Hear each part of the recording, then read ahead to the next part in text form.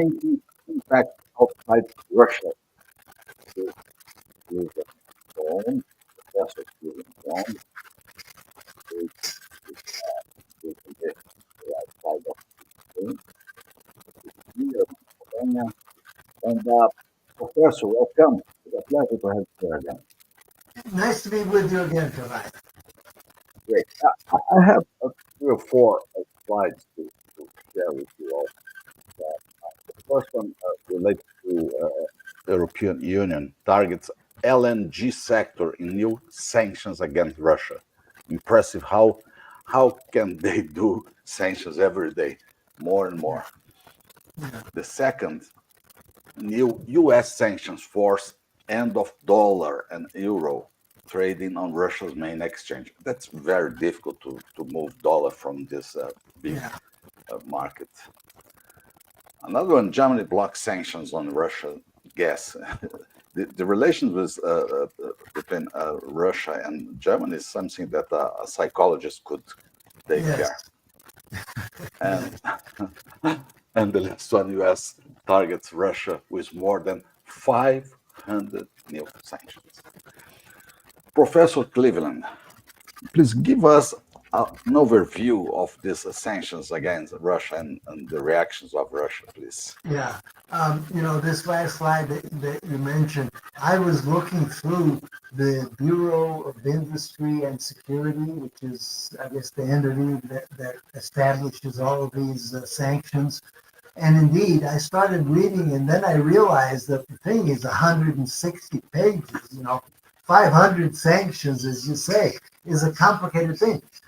Imposing sanctions is no easy task, as we know, and indeed, it's very bureaucratic, and you can't be overly aggressive because obviously sanctions have an impact on friendly countries and allies of the U.S. and so on. And indeed, what we have seen is that the early sanctions on Russian oil and Russian gas were, I think we could safely say that they were more or less innocuous, and in fact, they were very damaging to our allies, to the U.S. allies, because, of course, Western Europe suffered a lot and so on. I think that over this last year or so, the sanctions have begun to be thought out a little better. Allies have complained, and maybe they have been effective in making the United States understand how to impose sanctions without too much pain on them. But in fact, the sanctions are directed at Russia. We won't even need to talk what's happening in Russia and what happens to the intended effect. But the side effects, I think, are very important because ever since sanctions were imposed, everybody knew that there were going to be side effects. If you restrict, for example, the supply because they would not be able to supply gas, the economics tells you gas prices go up. That's not a surprise. How much they go up is an unknown effect a priori because economics, you can have a very steep or a very low slope in the elasticity. And what happened in Western Europe is that we had a very steep curve so that, the prices would have to skyrocket in order to reduce demand, and that's what happened. But if we go beyond Western Europe, that is, I think, a little bit more interesting because everybody looks at Western Europe because that's where the action is going, that's where the war is, that's where they suffered the most drastic consequences of the gas coming into the Western Europe. But I think it's important to look at Asia because nowadays, after 2 years of the war, LNG, I think, is the big player of sanctions, not oil, and not even gas, because whatever could be done is basically done. Russia was able to redirect some of its gas exports to Europe, but not very much. And in that sense, you could say, you know, as far as gas is concerned, there has been some interruption. Like any supplier, if you're constrained in furnishing one client, you try to pivot to another client, and Russia has tried to do that. And it had that intention for quite a long time because its LNG projects were on the drawing board for a long time. It's not recent, and some of the major projects, Obsky, the Novatech projects, Obsky and LNG one, LNG two, LNG three. Those are gigantic projects. They're close to 20 million tons of LNG per year. And effectively, they are what has been hurt the most in all of this scenario. The LNG projects in Obsky basically been delayed, not as big as some of the others, but it's been delayed in part because the sanctions are biting in the supply chain. Yeah, perfect. Let me show that Mr. Jorge Oliveira is here today with us. Thank you, Jorge. Welcome. Nice to have you again, George. Yeah. Professor Cleveland, what Russia is doing to save his business from this sanctions, this pressure? Yeah. What Yeah. are they doing? Yeah, with LNG, it's a really difficult proposition. With oil and even with gas, you have a lot of alternatives and routes. With LNG, the problem is that a lot of these projects were in the works, and these projects have very specific demands of types of equipment. And once you start one way, you can't pivot and say, oh, we'll just buy from China or North Korea or India. No, you can't do that very easily. And in particular, cryogenic pumps and all of that kind of stuff. LNG is a very different animal than we're used to thinking about. And then beyond the equipment for the LNG, you have the shipping equipment, the ships to ship the LNG. And they have been Expensive ships, expensive ones, and very complex operations. Yeah, very specific ships. Again, very reliant on Western technology that China cannot supply. So that is a very important aspect. I wouldn't say so much for Russia because they're doing okay, hanging in there. But what would these LNG projects do? They would export basically 60 or more million tons of LNG per year, getting close to the U.S. But that's a very good point. So instead of pipeline for natural gas, they are moving to LNG. But yeah, they were trying to do that before even. Yeah. Yeah, because but the time and the money to invest to have these LNG ships available, so something very long. Some of these projects, LNG 1 or 2, LNG 3 is now beyond 2030. This gives you an idea. We're only halfway through the decade, and now they're saying this won't be on until after 2030.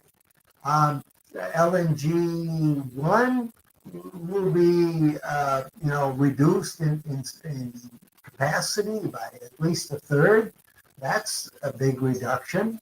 And it has been operational, but it's producing zero now because sanctions have hit the ships that provide that transport. LNG 2, same thing, extended. What does this do? Because when you have an LNG project, you also start working on who your clients are going to be. You enter into contracts to supply, Japan, South Korea, Taiwan, certainly to supply China and India, which are prime clients for Russia. But all of a sudden, if China was betting on another 20, 30 million tons per year from Russia, hey, they're not going to be there. But did Russia compensate the volume that in the past they exported with LNG, natural gas? with LNG at this time? So No, and no. that's the part that's really hitting up. Um, I'm I really wanted to talk not how much Russia is hit, but any time that the Russian projects cannot go forward, the real impact is on the clients because you have clients who are friendly nations to the Western world. You know, Yes. Japan, South Korea, Taiwan, they're very dependent on LNG. And then you have the rest of the world, which imports, smaller amounts, even Brazil still does. And they're going to be impacted because the market is shifting. And the impacts are not just on clients, they're also on suppliers because, that when the United States had this pseudo moratorium on new LNG projects, you know, Understandable. What's the reason they are doing this? Restrict tough to export? understand anything except image and politics and stuff like that, but in Yes. practice nothing changed because the projects that were going are not going to be impacted and they're adding a substantial amount, 10, 20 million tons. So basically the US is the big beneficiary, and I don't think that they did this with a lot of thought. I think maybe they blundered into an advantageous situation when they established LNG sanctions because the U.S. will be improved competitive situation. But the other side of the coin is that not only China and India, which were planning to rely on significant new amounts of LNG, including to try to decarbonize a little bit of their economies. Even India was planning to do this. Now So they're going to have to rethink things. could we say that the explosion of Nord Stream from Russia to Yeah, Germany, the second LNG long term and yeah. complex projects are allowing alternative energy to come faster? Yes, in Western Europe, yes. The rest of the world, not so much. We've discussed this before. There's this dichotomy. The developed world really is interested in alternative fuels, clean energy, and so on, energy transition. India and China, not so much, the rest of the world. But now, even India and China, which are interested in reducing some of their problems with air pollution, for example. It's not the emissions necessarily, but Chinese and Indian cities have thousands of deaths from coal plants spewing pollution. It's not just the CO2. CO2 doesn't harm anybody. It's the the the particulate matter and so on. So there is an interest in China to try to reduce some of those major problems, and they expected to do that with LNG, natural gas imports. They're importing as much as they can from Russia with the pipeline, and pipelines are not going to be new pipelines, are not going to be ready for a long time.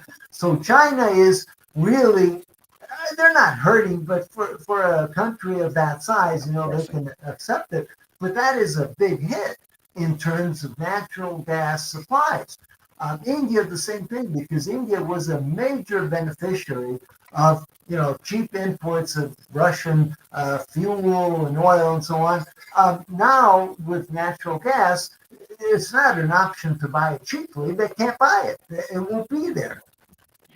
Professor Cleveland, what's the connection between Ukraine war and the sanctions of the United States? I mean, uh, if we stop the war now, the US would like to stop sanctions or will continue sanctions?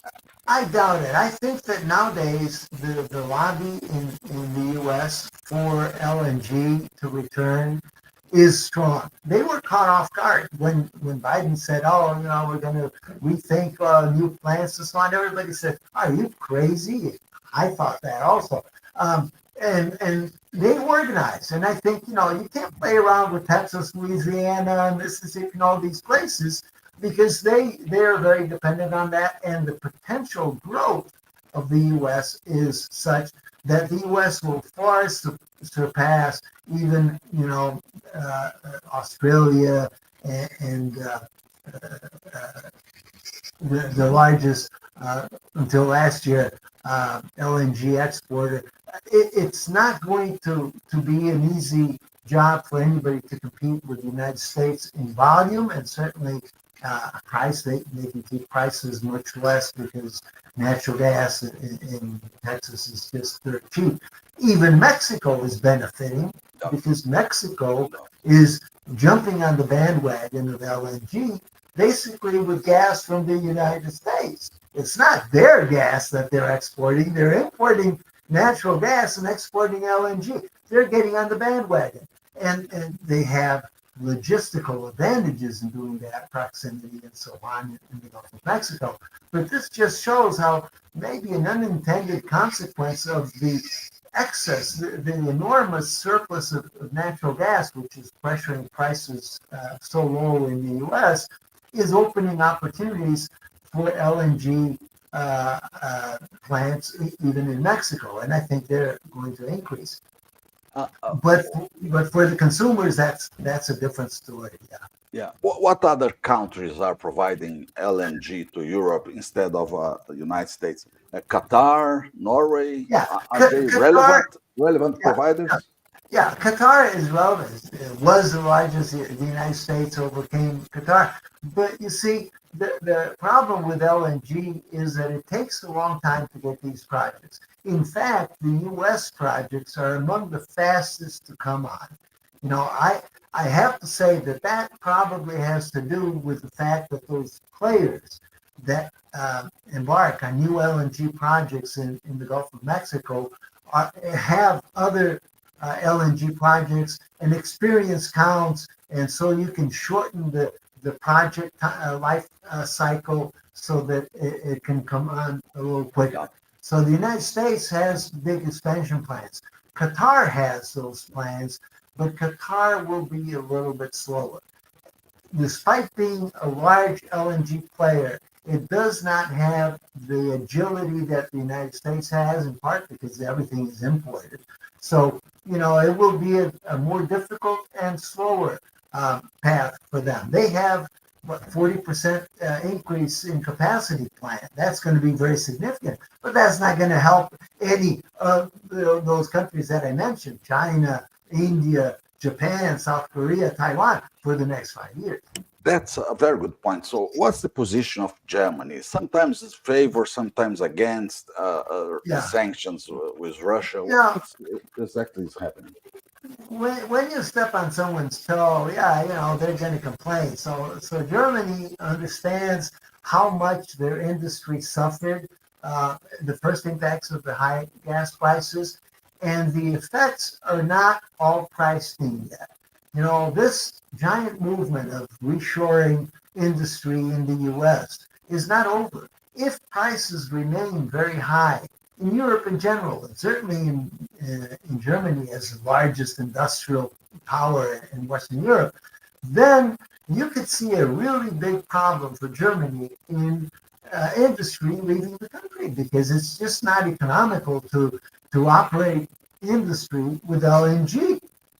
With natural gas, maybe. If the prices go up, no. And if you have an alternative, if you're a large company to establish a base in the United States, you just say, hey, I'm picking up everything. I'm sorry, this is not economical here. And that trend has not really happened yet because Germany is strong enough that they can hold on, and they have held on at great cost. I haven't calculated the hundreds of billions of dollars that it has cost them, and they were able to swallow that. But there's a limit, Another year, another 2 years, if the war and the costs Yeah. continue like this, they're going to say, hey, 10, 20% of industry is going to move elsewhere. Natural gas and LNG at the end of the time is the same in terms of energy. Yeah, But the point is the following: the trend, the consumption trend in the world is growing, is yeah, decreasing, and it's growing.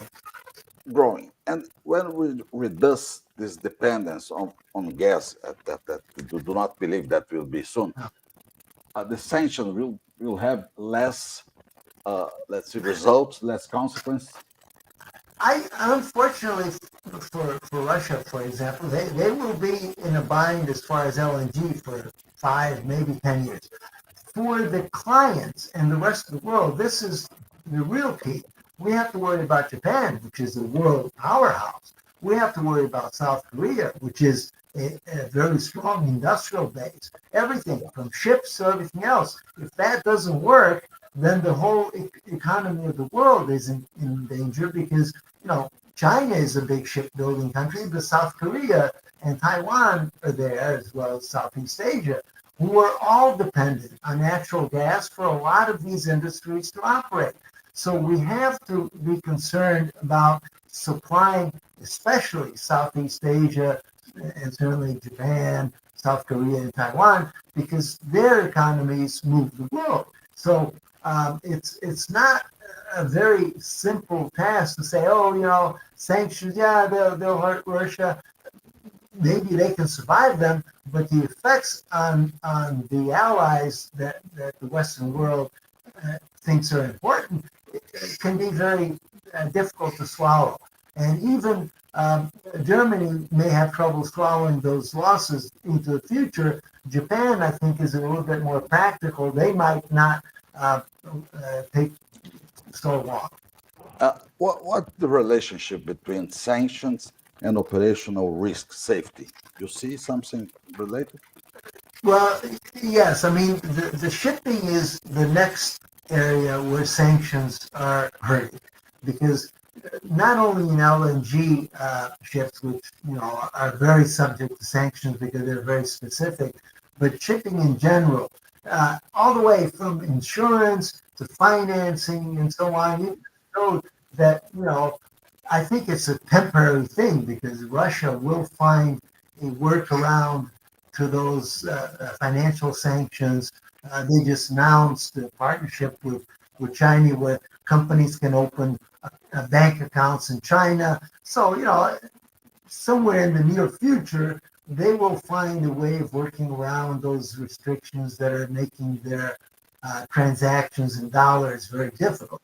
Sure, anybody that's got the noose around their neck will try to figure out, how to loosen that. So Russia will do that. It won't be immediate, but that will happen.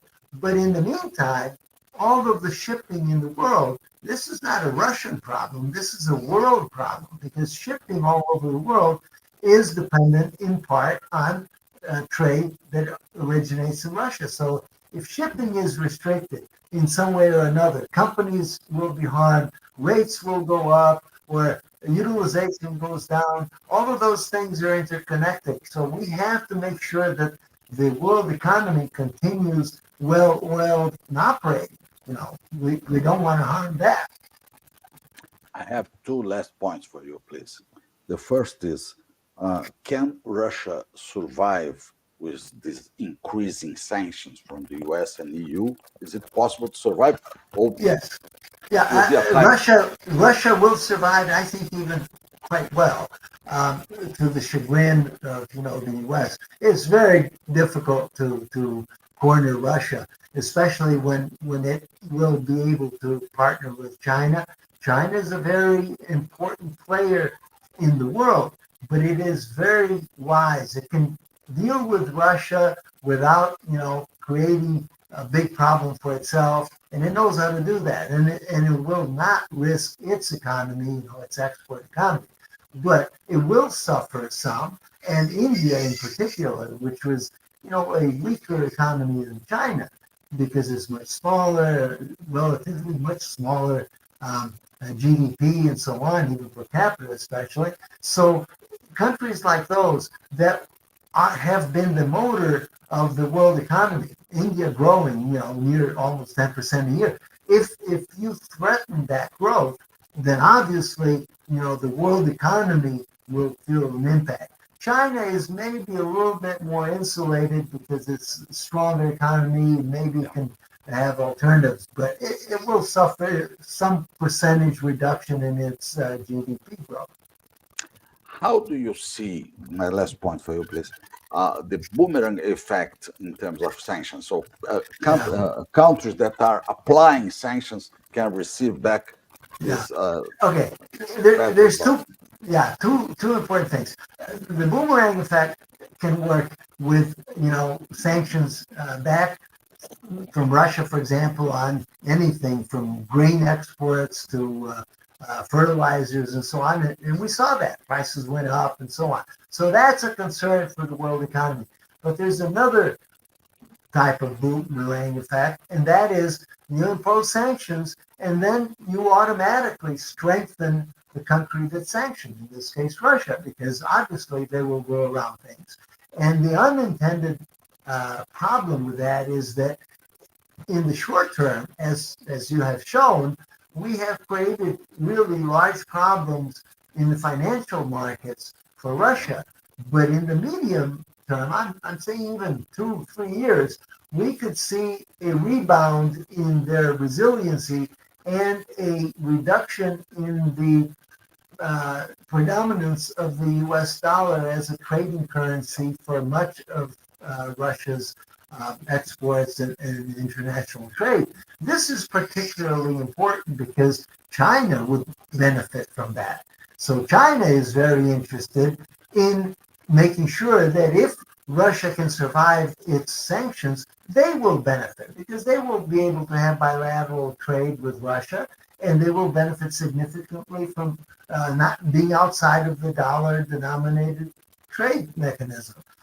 India, to some extent, might benefit from that, maybe not as much, but I think those are the unintended consequences of effective sanctions, because now the sanctions are beginning to bite.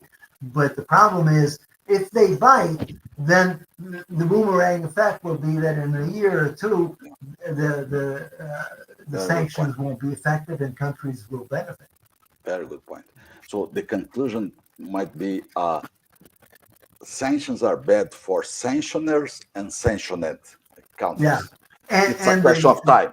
yeah, that's what I was going to say. It's a question of time. In the short term, you see one effect. In the medium term, you see another. In the long term, is very difficult because we're all going to be dead. But in the long term, yeah, the world could be quite different. The dollar-denominated trade is, I think, in more risk than people assume. Yeah, yeah. Thank you so much. A great pleasure receiving you Thank you, here Ryan. again. It was good to Cafe talk about Conversation. this. Yeah, thank you. Bye bye. Bye.